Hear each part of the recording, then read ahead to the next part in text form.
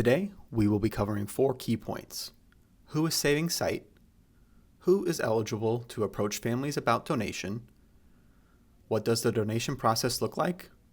And the importance of CIPREP. Saving Sight is your hospital's eye bank that solely facilitates cornea donation. We place up to 10 corneas for transplant every day. In partnership with the Organ Procurement Organization, or OPO, we strive to change lives by saving sight and honor the wishes of donors and their families who choose to give the gift of sight. If you're familiar with the Missouri Lions Eye Research Foundation, we are that same nonprofit organization, just with a different name. We currently operate in 3 states, Missouri, Kansas, and Central Illinois. Our headquarters is located in Kansas City, Missouri, where we store and process corneal tissue. We have additional satellite offices throughout our service area that act to host our recovery team members. These satellite offices ensure a reasonable time frame to arrive at the hospital to recover tissue. Within our service area, we partner with 3 OPOs.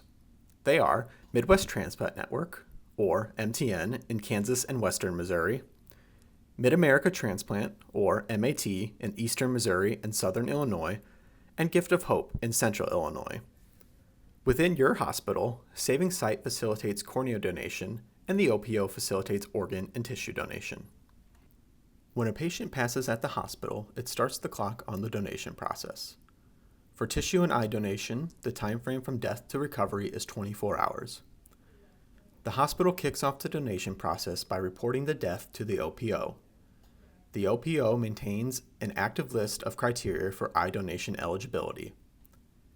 If the donor meets the initial eligibility criteria for eye donation, the OPO will pass along the referral to Saving Sight. If the OPO is following for organ and/or tissue donation, they will handle all communication for organ, tissue, and eye donation.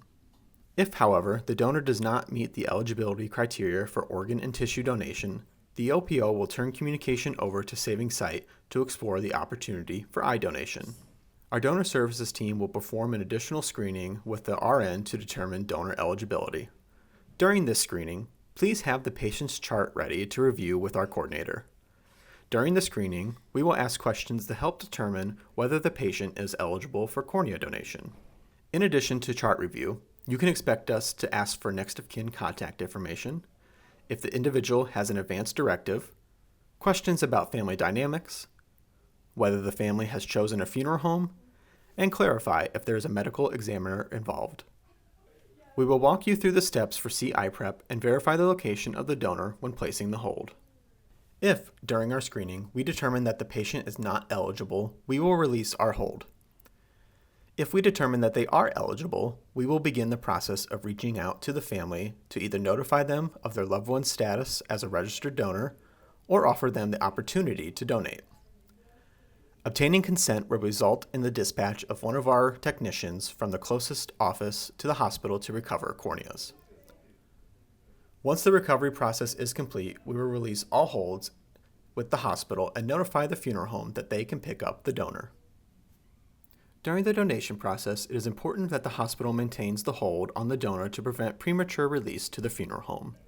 A premature release could result in a lost opportunity for donation. Funeral homes do not always have adequate space for recovery to occur and have limited business hours. Maintaining the hold at the hospital allows our recovery technicians to come on site 24/7 and complete the recovery in a designated space. Premature releases can cause additional stress to the family and cause them to experience a secondary loss if we are unable to move forward with recovery. If a funeral home arrives prior to the release of our hold, do not release the patient and immediately contact Saving Sight. Please do not speak with the family about donation. Per CMS, a designated requester must be the one to offer donation to the family. Saving Sight and the OPO serve as your hospital's designated requesters. Donation is a collaborative effort and would not be possible without the cooperation of our external partners. Hospitals and hospice organizations ensure that we have access to donor referrals and charts. Funeral homes and medical examiners or coroners can provide additional contact information for the next of kin and may provide an alternate recovery space. And lastly, you are vital to the donation process. RNs screen with our coordinators to determine donor eligibility, provide meaningful insight on family dynamics, and help perform post-mortem eye care. Once the family has left the hospital, C-eye prep should be performed. C stands for saline in each eye, elevating the head to 30 degrees using a head block, towel, or by elevating the bed, and eye closure. If you're having trouble keeping the eyelids closed, try placing your hands on the donor's temples and gently pulling in a downward motion towards their hairline. This should help maintain eyelid closure. If the lids still do not remain closed, place paper tape gently and diagonally across the lids. Please do not use any other type of tape, as the adhesive can cause tearing of the skin, hair, and eyelids. Please utilize your discretion to determine if a patient's skin can withstand the use of tape.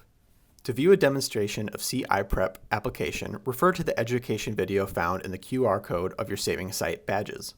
C-eye prep is vital for maintaining the health of corneas prior to tissue recovery, resulting in more sight-saving transplants.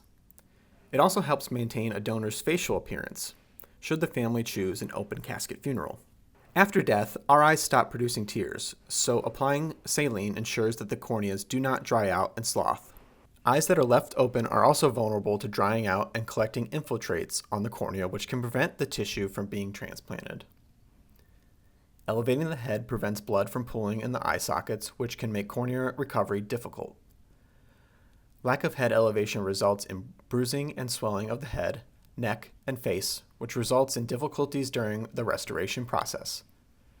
Head elevations on all descendants, regardless of donation status, provides continuation of patient care, family care, and helps build positive relationships with the funeral homes in your area. Ocular injury, degenerative disease, and malformation of the corneas are all things that can cause someone to need a transplant.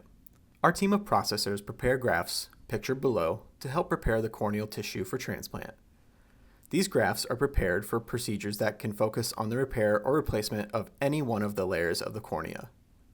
Did you know that cornea transplants are the most common type of transplant? Corneas are avascular, which means we do not have to worry about typing or cross-matching like we do with organ donation. Blindness, poor vision, diabetes, or even cancer do not necessarily prevent someone from being an eye donor. Saving Sight works closely with external partners to perform all of our collective processes. This means that donation should not impact a donor's ability to have an open casket funeral or delay funeral home arrangements. Donors can also undergo an autopsy if needed. Saving Sight works with coroners and medical examiners to ensure our partners have the resources that they need to perform an autopsy on an eye donor. Key takeaways. Only Saving Sight or the OPO may discuss donation with families. If a family tries to initiate a conversation about donation, please let them know that you will get them in contact with the end-of-life care team and call Saving Sight to notify us that the family is ready to make a decision. Do not release the patient to the funeral home until the donation process has been completed. C-eye prep and a QR code with additional education resources will also be located on your Saving Sight badge cards. If you have any additional questions or concerns about your role in the donation process, please don't hesitate to reach out to our partnership support and development team. Thank you for your time and attention.